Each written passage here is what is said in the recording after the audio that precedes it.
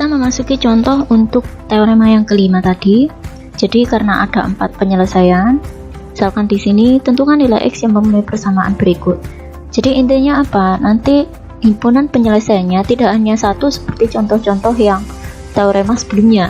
Jadi untuk teorema 1, 2, 3, 4 rata-rata untuk himpunannya itu berkisar 1 atau 2. Sedangkan di sini untuk mencari nilai X-nya dari persamaan itu ada 4 langkah.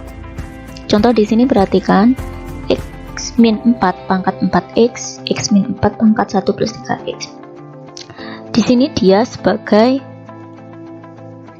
HX, jadi ini adalah HX, dan di sini adalah, sebentar ya, ini adalah Fx-nya, dan yang di sini adalah Gx-nya. Nah, kita ke solusi yang pertama. Di solusi yang pertama disebutkan bahwa Fx sama dengan Gx.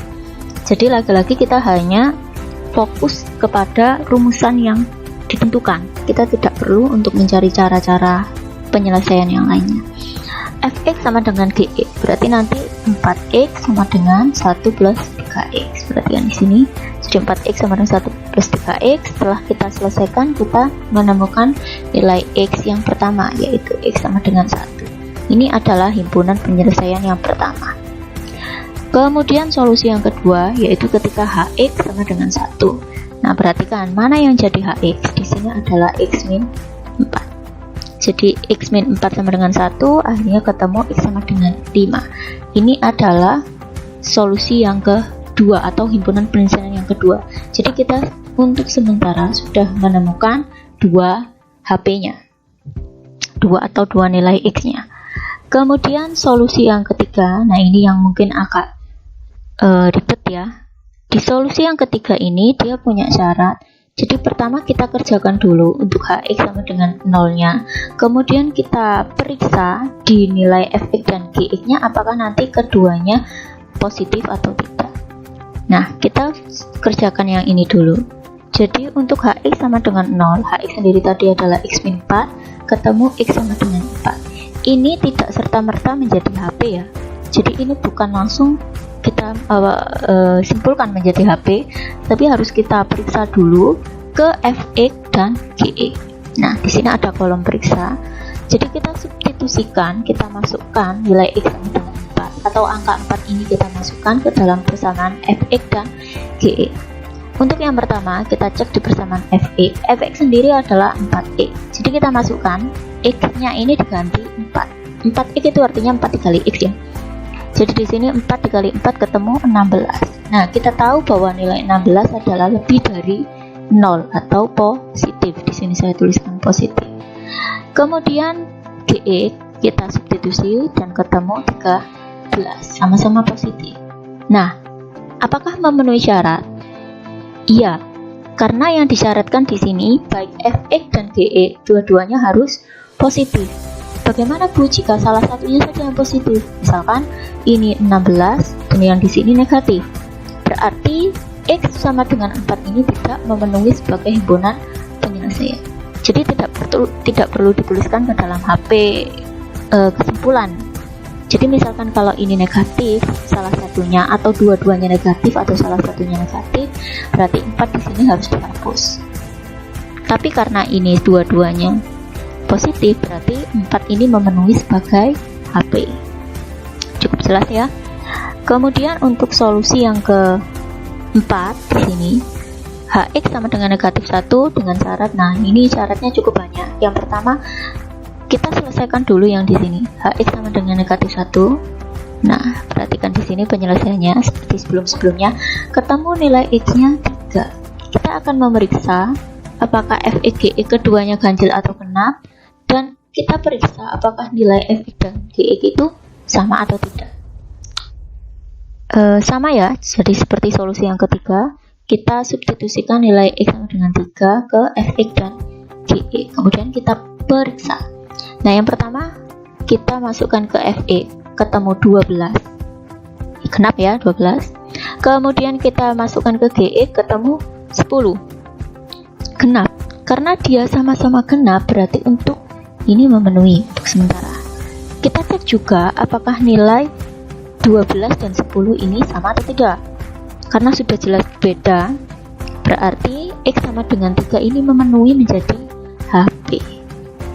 Cukup jelas ya.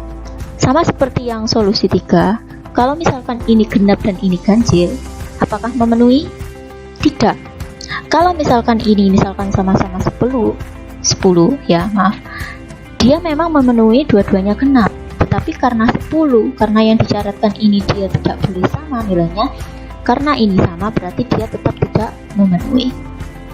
Nah, perhatikan sebelumnya.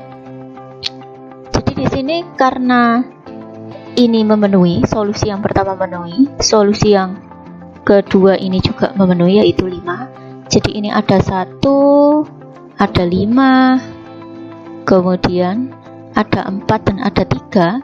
Jadi kita bisa menuliskan HP-nya urut sesuai angka, yaitu 1, 3, 4, 5. Ini adalah penyelesaian untuk soal ini. Jadi cukup jelas ya. Kemudian jenis persamaan ekspon yang ke-6 ini hampir sama dengan yang ke-5 tadi, namun di sini syaratnya hanya ada 2. Jika yang ke-5 tadi ada 4, di sini hanya ada 2. Perhatikan bentuknya di sini. Di sini adalah bilangan pokoknya berbeda, namun bilangan pangkatnya sama. Jadi sebenarnya untuk huruf di sini hanya sebagai rumusan saja. Jika ingin menggantinya boleh, asal kalian harus memahami untuk jenis yang ke-6 ini dimana bilangan pokoknya berbeda, bilangan pangkatnya sama. Itu tadi kebalikan dari yang sifat yang ke-5. Jadi yang di sini ada fx, hx, dan ini kita langsung ke contoh soalnya. Perhatikan di sini. Nah, ini yang maksud saya. Jadi bilangan pokoknya dia berbeda, kemudian bilangan pangkatnya sama. Solusi yang pertama, fx sama dengan hx. Nah, ini misalkan adalah f-nya dan yang tadi ini h, dan yang ini adalah g-nya. Kita cek, di sini berarti 2x plus 1 sama dengan x plus 5, akhirnya ketemu ini. Untuk solusi yang pertama tidak ada syarat apapun, jadi x sama dengan 4 ini jelas himpunan penyelesaian. Kita cek untuk solusi yang kedua, jadi kita ngerjakan di sini. Kita masukkan gx sama dengan 0, ketemu x min 6, x sama dengan 6. Langkah berikutnya sama seperti yang poin kelima tadi, kita periksa ke dalam syarat masing-masing. Nah, kita masukkan 6 ke dalam fx dan hx.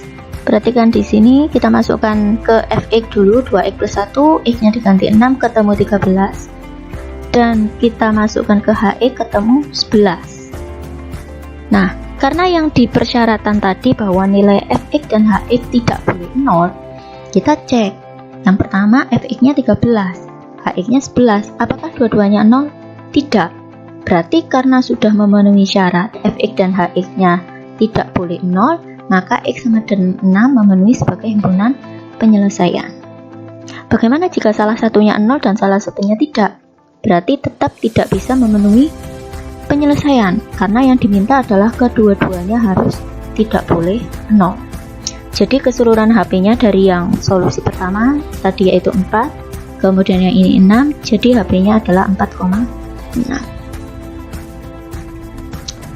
Untuk yang ketujuh, perhatikan, ini ada suatu persamaan eksponen dalam bentuk persamaan kuadrat. Nah, ini agak seru ya. Jadi ini yang sering keluar ketika nanti tes SBMPTN atau apapun, biasanya model-model seperti ini yang sering keluar. Nah, contoh dan penyelesaiannya untuk model yang ketujuh ini silahkan dicari. Ini akan saya jelaskan pada pertemuan berikutnya, tetapi silahkan mencari contoh soal dan bagaimana cara penyelesaiannya sebagai poin tambahan kalian nanti. Terima kasih, sampai jumpa lagi pada pertemuan ketiga. Assalamualaikum warahmatullahi wabarakatuh.